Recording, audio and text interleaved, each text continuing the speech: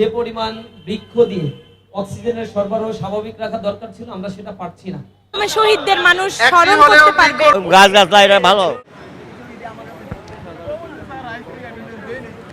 একজন শিক্ষার্থী একটি করে ফলজ, একটি বনজ, একটি ঔষধি গাছ নিজে রোপণ করবে এবং পাশাপাশি বিতরণও করবে, যার ফলে এই সোসাইটির যে ইমব্যালেন্স ক্রিয়েট হয়েছে সেই ইমব্যালেন্সটা যেন আমরা ভারসাম্যটা সঠিকভাবে রক্ষা করতে পারি। আমাদের দেশে যে পরিমাণ বনায়ন থাকার কথা ছিল আপনারা জানেন, সরকারি হিসেব অনুযায়ী আমাদের দেশে 25% বনায়ন থাকা দরকার এই দেশের ইকোসিস্টেমকে ধরে রাখার জন্য, প্রাকৃতিক ভারসাম্যকে ধরে রাখার জন্য। কিন্তু আনফরচুনেটলি আমাদের দেশে সরকার বলছে মাত্র 12% বনায়ন রয়েছে, আর বেসরকারি হিসেব বলছে মাত্র 8 থেকে 7%, 8 থেকে 9% বনায়ন রয়েছে। অর্থাৎ আমাদের ভারসাম্যহীনতার মূল জায়গাটা হচ্ছে আমরা আমাদের পরিবেশকে যে পরিমাণ বৃক্ষ দিয়ে অক্সিজেনের সরবরাহ স্বাভাবিক রাখা দরকার ছিল আমরা সেটা পারছি না।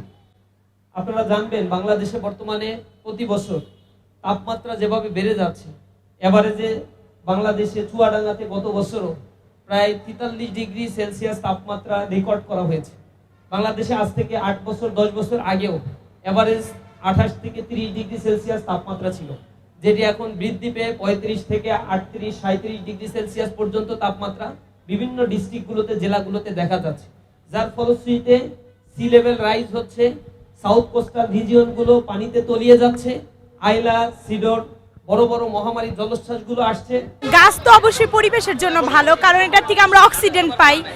আর গাছ যত লাগানো হবে অক্সিজেন বৃদ্ধি পাবে, তারপরে পরিবেশের সবুজের আচ্ছন্দ হবে, আর এটার মাধ্যমে শহীদদের মানুষ স্মরণ করতে পারবে।